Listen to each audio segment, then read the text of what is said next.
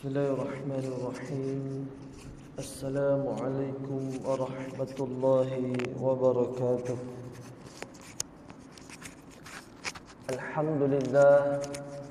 Alhamdulillahilladzi hadana lihadza wa ma kunna linahtadiya laula an hadana Allah. Subhanaka la ilma lana illa ma 'allamtana innaka antal alimul hakim. Allahumma salli ala sayyidina Muhammad al-fatih lima ughliq wal khatimi lima sabaq nasiril haqqi bil haqq wal hadi ila siratikal mustaqim wa ala alihi wa sahbihi haqqa qadrihi wa miqdarihi al-azim, amma ba'd. Kita mulakan dengan bacaan ummul kitab Al-Fatihah.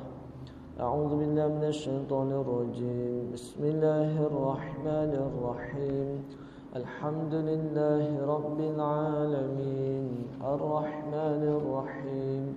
Maliki yaumiddin. إياك نعبد وإياك نستعين اهدنا الصراط المستقيم صراط الذين أنعمت عليهم غير المغضوب عليهم ولا الضالين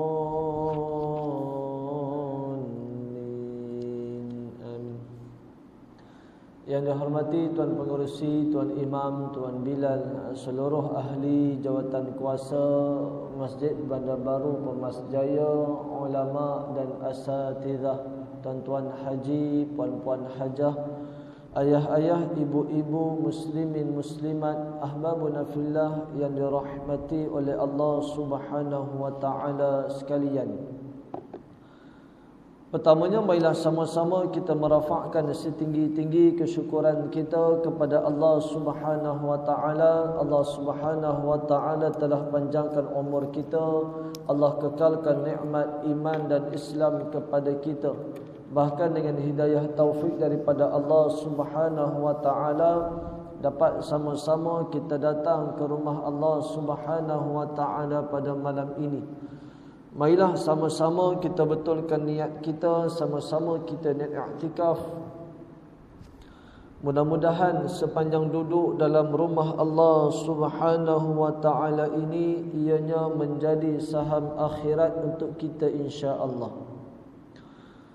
Ayah-ayah, ibu-ibu, muslimin muslimat yang dirahmati oleh Allah Subhanahu wa taala sekalian, pada malam ini kita akan sambung pengajian kita menggunakan kitab Al-Adabul Mufrad yang telah disusun oleh Amirul Mukminin fil Hadis Imam Al-Bukhari Abu Abdullah Muhammad bin Ismail bin Ibrahim bin Mughirah bin Bardizbah Al-Bukhari Al-Ju'fi radhiyallahu ta'ala anhu.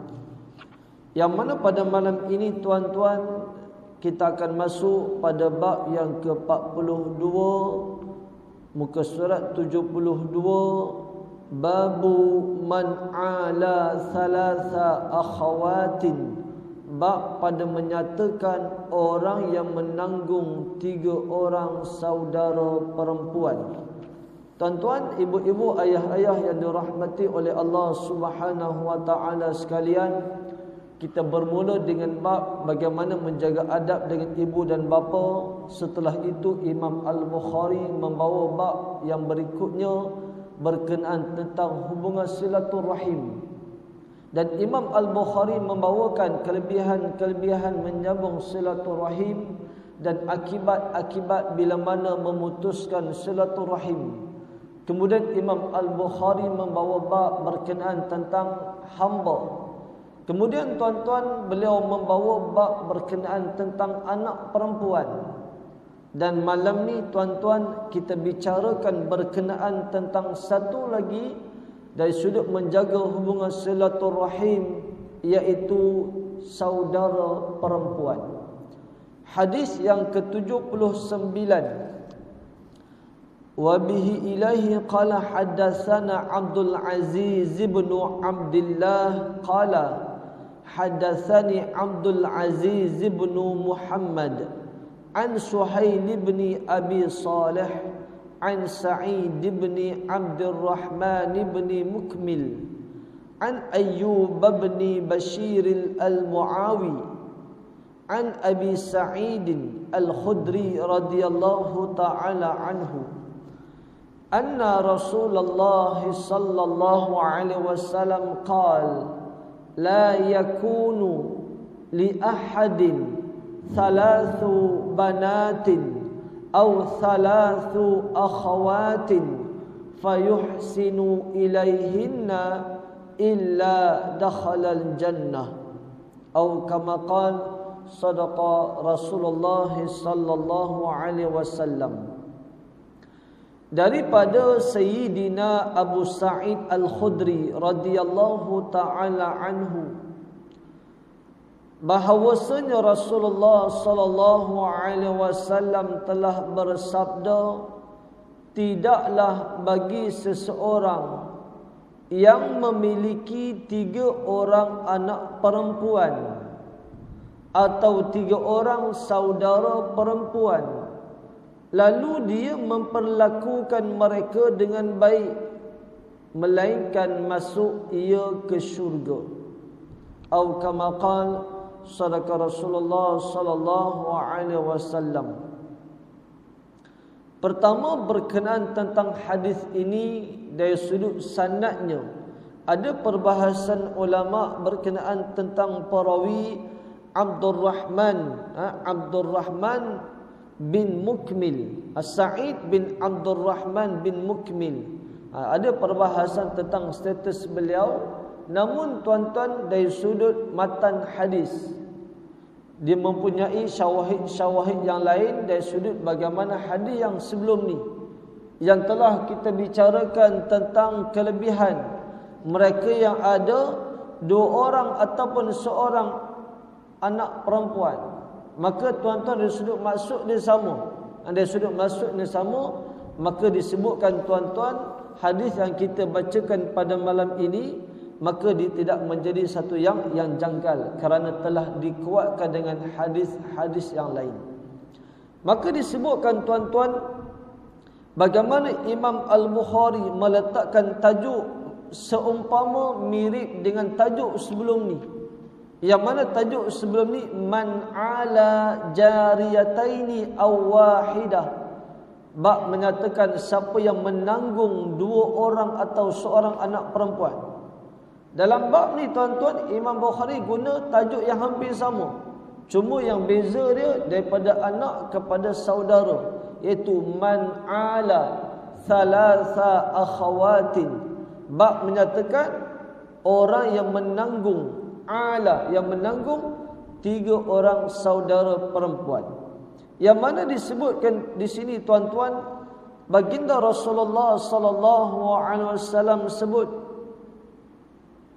la yakunu li ahadin, tidaklah bagi seorang yang memiliki seseorang ini tuan-tuan, maka disebutkan merujuk kepada saudara. Sama ada status dia sebagai seorang ayah, mungkin sebagai seorang yang bujang, ataupun sesiapa pun, maka disebutkan bila mana dia ada saudara perempuan, 3 orang saudara perempuan, fayuhsinu ilaihinna, maka dia memperlakukan mereka dengan baik, illa dakhalal jannah, maka tidak ada yang melainkan apa tuan-tuan, dia akan masuk dalam syurga Allah Subhanahu wa taala. Dia sama macam bab yang sebelum ni tuan-tuan, ulama bahaskan kenapa diutamakan perempuan, kenapa tak disebutkan tentang lelaki. Adakah bias? Tidak. Kenapa tuan-tuan disebutkan perempuan? Sama seperti mana telah saya sebutkan pada minggu lepas. Pertama, kerana orang jahiliah, mereka cukup tak suka dengan anak perempuan, hatta mereka sanggup bunuh anak perempuan. Ini yang pertama. Yang kedua disebutkan kenapa? Kerana bagi Arab jahiliah, bahkan disebutkan tuan-tuan, pertama kerana pandangan Arab jahiliah, yang kedua disebutkan kerana perempuan itu memang fitrahnya adalah lemah. Dan yang ketiga, kerana disebutkan perempuan ini antara cabaran yang cukup besar adalah boleh mengundang kepada fitnah. Kan baginda Rasulullah SAW sebut, fitnah yang sangat besar bagi seorang lelaki adalah perempuan. Bukanlah kata kita merendahkan golongan wanita, tidak, sama sekali. Sebab itu dalam hadis ini menceritakan tentang kelebihan perempuan. Menceritakan tentang kelebihan perempuan. Maka tuan-tuan disebutkan bahawa bertepatan dengan firman Allah Subhanahu wa taala, ar-rijal qawwamu 'alan nisa. Laki ni tuan-tuan lebih kuat ataupun disebut memimpin golongan wanita. Maka disebutkan bahawa bermaksud dengan itu bila mana seseorang ada 3 orang saudara perempuan, dia boleh buat baik dengan mereka, berlaku ihsan dengan mereka, maka tidak ada yang menghalangnya melainkan apa tuan-tuan? Melainkan dia akan masuk dalam syurga Allah Subhanahu wa taala. Maka di sini disebutkan, pertama, andai kata seorang lelaki tu dia bujang. Dia bujang, dia tak ada tanggungjawab apa-apa dan dia ada saudara kandung perempuan dia, maka dituntut untuk dia menjaga mereka. Dan sebagai seorang ayah, tetapi ini ayah tak dikiralah, sebab dia tak panggil saudara kandung, dia panggil anak kandung. Tapi dari sudut matan hadis, kalau kita baca tadi, disebut juga anak perempuan. Kan disebut apa? Disebut di sini, la yakunu li ahadin thalathu banatin. Tidak ada bagi seorang yang memiliki 3 orang anak perempuan. Au thalathu akhawatin, ataupun 3 orang saudara perempuan. Mana kata duduk pun boleh. Anda kata kita ada ayah, kita ada anak, ada 3 orang anak, samalah macam hadis yang sebelum ni, cerita tentang kelebihan orang yang ada anak perempuan. Yang difokuskan bab ini saudara perempuan, tapi tak disebutkan saudara perempuan ni adik ke kakak, wallahu a'lam. Tak dinyatakan sama ada kakak ke ataupun adik. Tapi diutamakan tuan-tuan, apatah lagi kalau dia bawah kita, adik-adik kita, saudara perempuan itu adik-adik kita, maka dituntut untuk kita perlakukan baik dengan mereka. Dan bila mana Nabi sebut fayuhsinu, ihsan. Ihsan apa tuan-tuan? Bukan nama orang lah, kan? Ihsan ni bila sebut buat baik, dia mencakupi segala jenis kebaikan. Segala apa yang kita mampu untuk cukupkan dia. Andai kata dari sudut harta, kita mampu untuk cukupkan harta dia, maka buat ihsan dengan dia. Andai kata dari sudut rumah, kita mampu buat ihsan dengan dia, kita mampu untuk sediakan rumah untuk dia, maka buatlah. Andai kata kita mampu bagi perlindungan, kita mampu bagi pakaian, selama mana kita mampu tak memudaratkan kita, maka buatlah. Ini disebutkan tuan-tuan, fayuhsinu ilaihinna, maka buatlah kebaikan dengan mereka.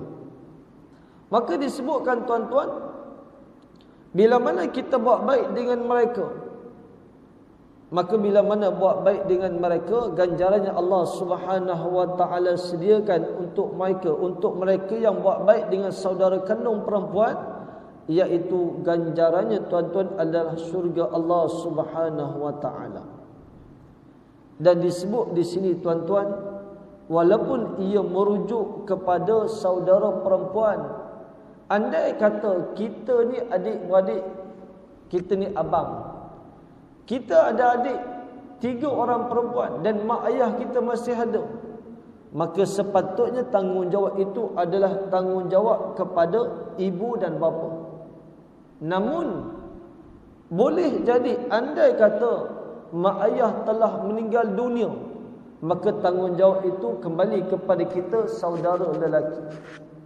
Ataupun mak ayah tak meninggal dunia, tetapi mak ayah pula tidak mengambil berat tuntutan agama kepada anak-anak perempuan, maka kita yang ada kesedaran agama, walaupun mak ayah masih hidup lagi, tapi saudara kandung perempuan kita dibiarkan tanpa pendidikan agama, tak dititik beratkan soal hukum hakam agama, maka sebagai saudara kandung patut kita mengambil bahagian untuk apa? Fayuhsinu ilaihin, Makna kata buat baik kepada mereka, terutamanya dalam bab-bab tuntutan agama. Sebab tuan-tuan ada disebutkan perbahasan ulama, ada yang ada mak ayah, tapi kerana mak ayah hanya memberikan tanggungjawab dari sudut duniawi semata-mata, boleh bagi makan, boleh bagi sekian-sekian, tempat tinggal, kenderaan cukup, tapi bab-bab lain dipinggirkan, maka menjadi tanggungjawab, walaupun hakikat tanggungjawab mak ayah. Tapi sebagai saudara kandung, kita boleh ambil bahagian untuk kita mendidik anak-anak ataupun saudara kandung kita dalam menjaga tuntutan agama yang telah diperintahkan oleh Allah Subhanahu wa taala. Dan disebutkan juga tuan-tuan, sama juga seperti hadis yang sebelum ini, walaupun disebut 3, bahkan dalam hadis dia dah mention dah salasu akhawatin, 3 orang saudara kandung, 3 orang saudara perempuan. Maka ulama bahaskan tuan-tuan, sama macam sebelum ini, ia juga boleh jadi 2, ia juga boleh jadi 1, bahkan boleh jadi lebih. Kerana hadis ini yang utama menceritakan kelebihan orang yang berlaku baik kepada golongan wanita. Sebab tu tuan-tuan, bila sebut tentang golongan wanita, ia menjadi tuntutan agama untuk kita membantu kaum yang lemah. Kalau orang dengar ni, golongan feminisme ni, dia marah ni, kata perempuan golongan yang lemah ni. Tapi nak sebut dia sudut fitrah begitu. Dan menjadi tanggungjawab lelaki untuk membela golongan yang lemah. Baik, ini hadis yang ke-40, yang ke-79 tuan-tuan, bicara berkenaan tentang bagaimana menjadi tuntutan agama untuk kita buat baik kepada saudara kandung, kepada saudara perempuan kita. Baik, jadi siapa yang ada saudara perempuan, maka buat baiklah dengan mereka. Dan bukan bererti jangan buat baik dengan saudara lelaki, tidak. Bukan kata dengan orang lelaki ni kita tak payah buat baiklah, Nabi pesan buat dengan perempuan je. Tidak. Buat kerana lelaki ke perempuan, dia tetap saudara kita, tetap ada hak kerabat dengan kita. Cuma hadis ni nak cerita apa? Kelebihan bila mana kita buat baik kepada saudara perempuan. Dari sudut keutamaan untuk kita buat baik. Sebab tu tuan-tuan, disebutkan kenapa dan antara lelaki dan perempuan. Disebut kenapa tuan-tuan? Kerana lelaki ni dia memang perwatakannya boleh memimpin. Berbanding wanita, bukan kata wanita tak boleh jadi pemimpin, jangan salah faham pula, bukanlah begitu. Tapi dari sudut fitrah manusiawi, begitu yang Allah Subhanahu wa taala telah ciptakan. Baik. Ini bab yang ke-42 tuan-tuan, berkenaan tentang saudara perempuan. Seterusnya kita akan masuk bab yang baru tuan-tuan, masih lagi cerita tentang orang perempuan. Walaupun yang kat sini semua lelaki. Kan? Yang kat sini semua lelaki. Tapi kita juga ambil daripada bab ni cerita tentang anak perempuan. Apa dia tuan-tuan? Babu fadlun man ala ibnatahul mardudah. Bab pada menyatakan keutamaan orang yang menanggung anak perempuannya yang dikembalikan. Macam mana ni? Anak perempuan yang dikembalikan. Macam mana boleh dapat balik anak perempuan? Ini disebutkan tuan-tuan. Dalam bab ni ada 3 hadis. Ada 3 hadis. Hadis yang ke-80. Sekejap dah tuan-tuan. Dah masuk hadis yang ke-80. Saya pun tak ingat dah kita mula bila. Baik. Maka disebutkan tuan-tuan hadis yang ke-80, wa bihi ilaihi qala hadatsana Abdullah bin Salih qala hadatsani Musa bin Ali an abihi anna an-nabiy sallallahu alaihi wasallam qala li Suraqah bin Ju'sham ala adulluka ala a'zamis sadaqah aw min a'zamis sadaqah. Qala bala ya Rasulullah. Qala ibnatuka mardudatan ilaika laisa laha kasibun ghairuk. Atau kama qala sadaqa Rasulullah sallallahu alaihi wasallam. Daripada Musa bin Ali, sebahagian membaca bin Ulay, tapi yang rajih adalah bin Ali. Daripada bapanya, iaitu Ali bin Rabah, anna Nabiyya sallallahu alaihi wasallam qal, kan Nabi kata dekat siapa tuan-tuan, bahawasanya Nabi Muhammad sallallahu alaihi wasallam telah bersabda kepada Suraqah bin Ju'shum. Nabi kata dekat dia, mahukah kamu aku tunjukkan kepada engkau atas sebesar-besar sedekah atau di antara sebesar-besar sedekah? Dia telah menjawab, bahkan wahai Rasulullah sallallahu alaihi wasallam, Rasulullah sallallahu alaihi wasallam telah bersabda, anak perempuan engkau yang dipulangkan kepada engkau, tidak ada yang memberikannya nafkah selain engkau. Maka tuan-tuan, baginda Rasulullah sallallahu alaihi wasallam, dari sudut pertama, dari sudut sanad ini tuan-tuan, ada perbahasan ulama tentang Musa bin Ali ini. Namun disebutkan tuan-tuan, kerana disebutkan bahawa ada sanad yang terputus. Kan kita sebut sanad ni mesti bersambung. Daripada sekian ambil, daripada sekian ambil sekian, sampailah kat baginda Rasulullah sallallahu alaihi wasallam. Maka disebutkan dalam hadis ini ada sanad yang terputus. Namun dari sudut matan hadis ia tidak menjadi masalah. Dari sudut matan hadis. Maka tuan-tuan, pertama disebutkan tentang anak yang dikembalikan itu. Anak yang dikembalikan itu, baginda Rasulullah sallallahu alaihi wasallam bagi tahu dekat sahabat. Nabi kata kepada Suraqah bin Ju'shum, nak tak aku beritahu dekat kamu sebesar-besar sedekah, dan di antara atau sebesar-besar sedekah, menunjukkan tuan-tuan amalan sedekah ini adanya dari sudut antara banyak-banyak sedekah. Mana a'zam sedekah? Mana yang sebesar-besar sedekah? Sebab tu kita dah sebut sebelum ni, dalam buat amal-amal kebaikan, dia ada amal-amal yang utama untuk kita buat. Sebab tu dari sudut aulawiyat, dia ada keutamaan dia.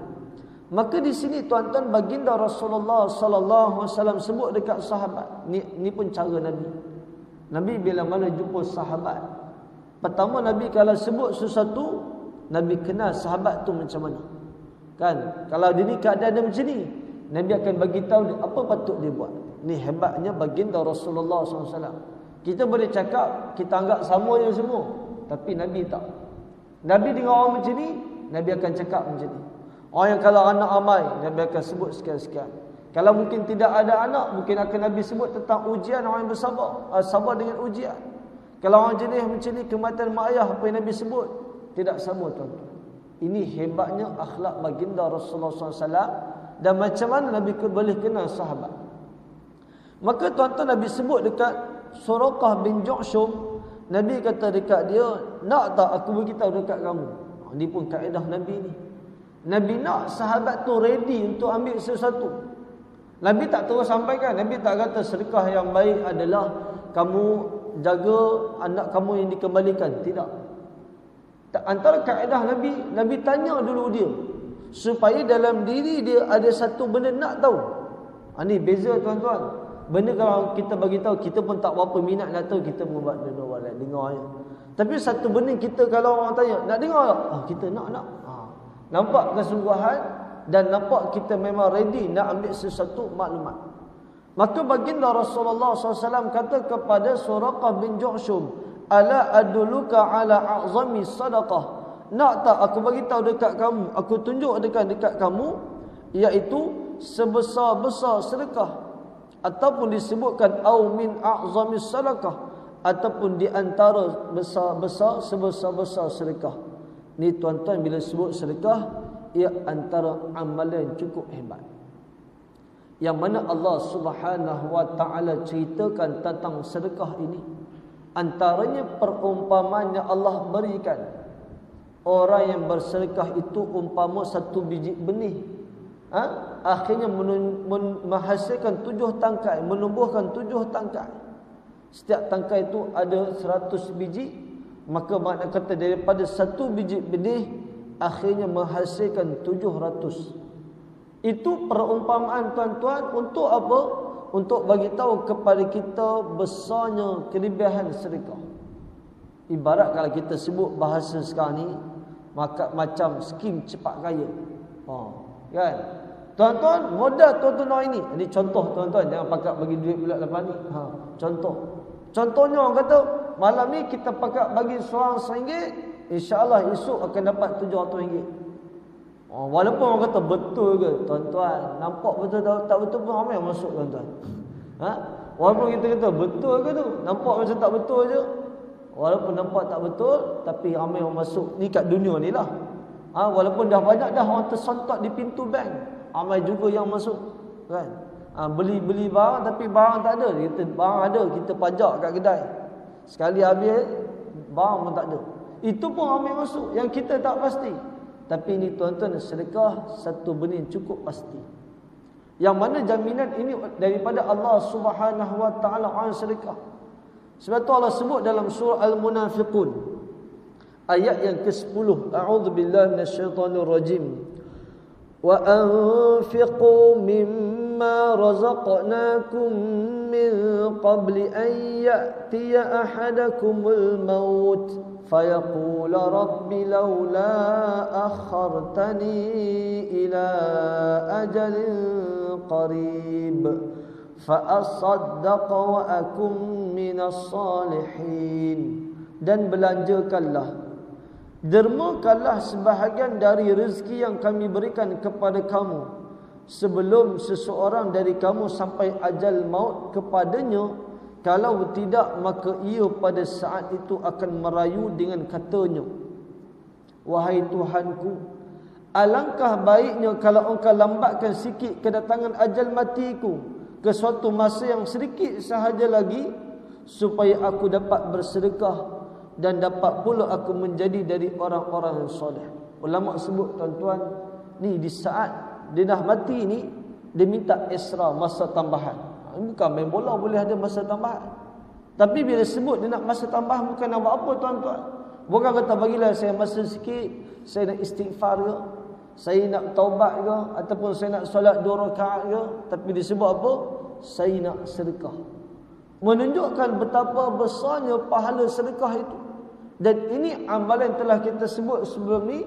Bila mana mati anak Adam, terputus amalnya kecuali 3. Salah satunya adalah sedekah jariah. Jariah ni benda yang berjalan. Walaupun kita sedekah sekali, tapi pahala tu terus berjalan.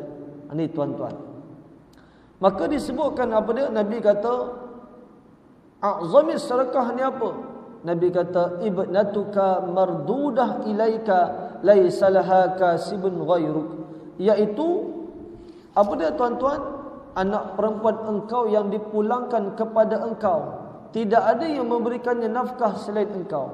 Maka ini dimaksudkan oleh baginda Rasulullah sallallahu alaihi wasallam, ibnatahu mardudah, anak kamu dikembalikan. Ini siapa? Iaitu pertama disebutkan, boleh jadi kita ada seorang anak perempuan, dia telah berkahwin. Pertama ditakdirkan dia berpisah. Bila mana berpisah, anak tu akan kembali kepada kita. Dan andai kata dia tidak ada siapa-siapa boleh tanggung dia, kan, mungkin dia pun tak bekerja, dia pun hidup susah, tengok-tengok ditinggal, dia tengok-tengok suami dia ceraikan dia, maka kita sebagai ayah, kita menanggung dia. Maka ini disebutkan tuan-tuan tentang a'zamis sadaqah, iaitu kita menanggung anak kita yang dikembalikan kepada kita. Ataupun boleh jadi suami dia meninggal dunia, kan, suami dia meninggal dunia, maka anak tu kembali berpaut kepada kita. Dia pun tak ada duit, dia pun tak ada harta, suami dia pun tak tinggal apa-apa kat dia. Maka tuan-tuan, bila mana kita tanggung dia, maka disebutkan itu a'zamis sadaqah. Tetapi disebutkan juga apa dia? Laisa laha kasibun ghairuk, iaitu anak perempuan kita ni tidak ada yang memberikannya nafkah, maka kita patut bantu dia. Tetapi kalau dia dah ada nafkah, contoh suami dia sebelum meninggal ada masuk apa-apa hibah ke apa ke, meninggal pokok dapat 200,000, lebih kaya daripada kita, contoh. maka tu kita tak perlu tanggung lah, kan? Ataupun suami dia sebelum mati, suami dia ataupun sebelum berpisah, dia dah ada bagi hadiah sesuatu ke anak kita tak susah, maka tak perlu untuk kita tanggung dia. Ini disebutkan tuan-tuan, yang dimaksudkan a'zamus sadaqah, iaitu kita menanggung anak perempuan yang dikembalikan kepada kita dalam keadaan dia tak mampu tanggung diri dia. Baik. Ataupun mungkin dia tak mampu, tengok-tengok dia pula ada jodoh kahwin lain, maka tak apalah, itu tidak menjadi tanggungan kita. Hadis yang ke-81 tuan-tuan, hadis yang sama. Dah disebut, hadatsana Bishrun qala akhbarana Abdullah qala akhbarana Musa qala sami'tu abi an Suraqah bin Ju'shum anna Rasulullah SAW qala ya Suraqah mithlahu. Riwayat yang sama, cuma beza kat mana? Perkataan ya Suraqah, itu je. Yang lain sama. Sebab tu dia kata ya Suraqah mithlahu, seumpama hadis di atas. Ini beza. Betapa hebatnya hadis ni, hatta beza tu pun diriwayatkan secara asing. Kata beza apa? Ya Suraqah, itu saja. Baik, hadis yang terakhir tuan-tuan, dalam bab yang sama, hadis yang ke-82. Wa bi ilai qala hadatsana Haywatu bin Shuraih qala hadatsana Baqiyah an Bahir an Khalid anil Miqdam bin Ma'di Karib annahu sami'a Rasulullah sallallahu alaihi wasallam yaqul ma at'amta nafsaka fahuwa laka sadaqah wa ma at'amta waladaka fahuwa laka sadaqah wa ma at'amta zawjaka fahuwa laka sadaqah wa ma at'amta khadimaka fahuwa laka sadaqah.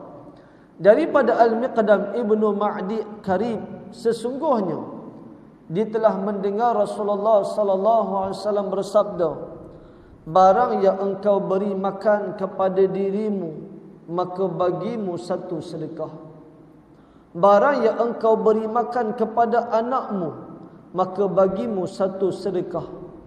Barang yang engkau beri makan isterimu, yakni pasanganmu, maka bagimu satu sedekah. Dan barang yang engkau beri makan pembantumu, maka bagimu satu sedekah.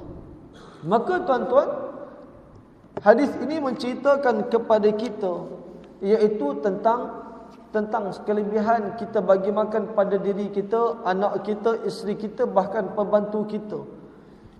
Ini semua adalah dikira sebagai sedekah. Tuan-tuan, sebab tu nak sebut di sini bahawa kelebihan untuk kita bagi makan pada diri kita, ia juga sedekah. Kenapa dia sedekah tuan-tuan? Kerana ia juga adalah tuntutan agama, memberi makan kepada tubuh badan adalah hak tubuh badan. Kan ada 3 orang yang kata apa, saya bila mana tanya macam mana amal Nabi, maka cerita Nabi macam ni, dia pun kata kalau macam tu, saya ni nak puasa tak nak makan, saya nak solat tak nak tidur. Kan dia sebut saya tak nak kahwin. Kata baginda Rasulullah SAW, akulah yang paling bertakwa. Di saat aku makan, di saat aku puasa, aku juga berbuka. Bahkan aku juga berkahwin dan aku juga tidur. Nak beritahu apa tuan-tuan? Kerana di sini ada hak yang perlu kita tunaikan, hak tubuh badan. Makan juga adalah hak tubuh badan. Tidur adalah hak tubuh badan untuk rehat. Kemudian kahwin, ia juga hak tubuh badan. Ini tuan-tuan menunjukkan kepada kita, bila mana kita tunaikan hak tubuh badan kita, ia juga adalah sedekah. Tetapi dia biar berpada, tidak melampau. Oh, ustaz kata makan tu sedekah, kira makan sajalah. Taklah macam tu. Kerja je makannya, bukan. Nak sebut hak tubuh badan sesuai dengan kadarnya lah. Kena bagi makan, tapi jangan lebih pula, jangan melampau pula. Tidur pun hak tubuh badan, tapi jangan tidur sepanjang masa. Itu boleh jadi matilah tidur sepanjang masa. Begitu juga kahwin. Bila sebut tuntutan orang kata tubuh badan, bukanlah sepanjang masa melakukan hubungan syahwat, tidak juga. Ini dari sudut berpada-pada, tapi dalam ruang lingkup menjaga hak tubuh badan. Dan yang kedua Nabi sebut bagi makan pada anak. Tuan-tuan, sebab tu dengan anak-anak jangan kita kedekut. Dan jangan pula kita berlebihan. Dr. Abdullah Nasir Ulwan sebut, untuk tarbiyah anak-anak, jangan sampai dia terlalu hidup dalam kemewahan. Semua dia nak, semua kita bagi. Jaga. Ada benda kita kena ajar dia, ada hak. Tapi jangan sampai kedekut. Anak ni tak boleh, nak ni tak boleh. Ayah beli rokok boleh. Tu tak betul lah, kan? Biar kita latih anak kita berpada. Di samping kita usahakan tunaikan hajat dia. Anak kita kata rasa macam nak pergi pustakaan lah. Contoh, kita usahakan untuk tunaikan hajat dia selama mana tak orang kata memudaratkan dia. Tambahkanlah hal-hal yang baiklah. Baik. Sebab tu tuan-tuan orang kata dengan anak-anak ni kena bina pengalaman dia. Musim-musim ni bawa dia keluar pergi mana? Walaupun risau pun risau. Ini dah 7,000 lebih. 7,000 lebih dah. Orang kata, saya pun fikir nak beli baju sekolah ke tak beli. kan anak sulung pula darjah 1 kan. Mudah-mudahan tuan-tuan Allah mengangkat wabak ini insya-Allah. Baik. Jadi tuan-tuan dengan anak kita bagi makan, dia juga adalah sedekah. Tapi saya sebut sama juga, jangan melampau. Jangan melampau. Kemudian yang ketiga, disebutkan tuan-tuan kata baginda Rasulullah sallallahu alaihi wasallam, hatta bagi makan pada isteri dia juga adalah sedekah. Sebab tu tuan-tuan bagi makan pada isteri. Tapi bukanlah kerjanya makan saja. Kan? Orang sebut kita kena jaga makan, bukan jaga je makan. Beza. Jaga makan dengan kalau jaga je makan. Kalau jaga je makan, itu tak betul. Kita semua jaga makan. Jadi bila sebut bagi makan pada isteri tuan-tuan, maka bagi makan juga ia adalah sedekah. Kita pergi beli lauk, kita pergi beli barang bahan mentah dan sebagainya, bagi pada isteri untuk semua anak isteri makan, ia juga adalah sedekah. Dan disebutkan tuan-tuan, bagi makan kepada pembantu kamu, ia juga adalah sedekah. Tuan-tuan, dalam empat golongan ni, Imam Al-Bukhari dia ambil hadis ni tuan-tuan letak dalam tajuk apa? Iaitu kita menanggung anak perempuan yang dikembalikan. Mana kata bila mana anak perempuan tu dia sama ada dia berpisah ataupun suami dia meninggal dunia, walaupun dia dah besar mungkin, tapi dia hidup tidak ada yang boleh bagi nafkah pada dia, maka sebagai ayah, maka bila mana kita bagi dia makan, kita tanggung pula dia. Mungkin dia rasa, ayah dah rasa, saya dah habis dah, anak-anak semua dah besar, dah kahwin dah. Tutup anak kita yang seorang tu, mungkin suami dia meninggal, dia pun tak bekerja, anak dia ramai, dia pun susah. Kita pula kena tanggung dia. Ingat tuan-tuan, ia juga adalah sedekah. Bila kita bagi makan pada anak-anak kita, walaupun mungkin anak kita tu dah besar dah, tapi bila mana kita bagi makan pada anak-anak kita, ia juga adalah sedekah. Maka bila kita sebut sedekah, tuan-tuan, tidak ada yang lain melainkan ganjaran daripada Allah Subhanahu wa taala. Apa dia? Iaitu digandakan rezeki. Waktu tuan-tuan, saya rasa semua ada pengalaman.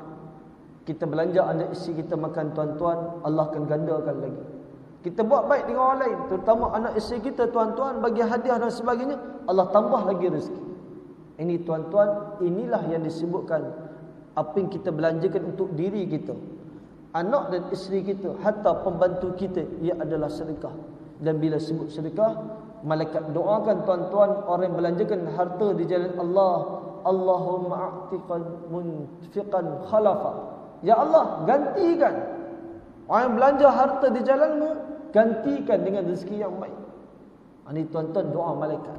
Dan malaikat doa, siapa yang kedekut, apa dia? Dikikirkan, bahkan dibinasakan harta tersebut. Jadi inilah tuan-tuan yang kita boleh ambil manfaat pada malam ni, berkenaan tentang dua bab. Bab pertama, kelebihan orang yang menanggung 3 orang saudara perempuan, dan bab yang ke-43 ini tuan-tuan bicara bab kita menanggung anak perempuan yang dikembalikan. Jadi mudah-mudahan tuan-tuan sedikit perkongsian pada malam ni bagi manfaat kepada kita. Andai kata kita termasuk dalam golongan ini, kita ada saudara kandung perempuan, maka buat baiklah kepada mereka. Andai kata kita ada anak yang dikembalikan kepada kita, maka ingatlah tuan-tuan, ia adalah sedekah yang kita akan dapat ganjaran di sisi Allah Subhanahu wa taala. Wallahu a'lam. Ma asabika min hasanah fa min Allah wa ma asabika min sayyi'at fa min nafsi. Wa astaghfirullahal azim li wa lakum. Assalamu alaikum warahmatullahi taala wabarakatuh. Bismillahirrahmanirrahim. Alhamdulillahi rabbil alamin. Wassalatu wassalamu ala asyrafil anbiya'i wal mursalin wa ala alihi wa sahbihi ajma'in. Allahumma arham ummata sayyidina Muhammad. Allahumma aslih ummata sayyidina Muhammad. Allahumma farij an ummati sayyidina Muhammad. Allahumma ja'alna min ahli syafa'ati sayyidina Muhammad sallallahu alaihi wasallam. Allahumma barik lana fi Rajab wa Sya'ban wa ballighna Ramadan. Wa sallallahu ala sayyidina Muhammad wa ala alihi wa sahbihi wa baraka wa sallam. Walhamdulillahi rabbil alamin. Taqabbalallahu minna wa minkum.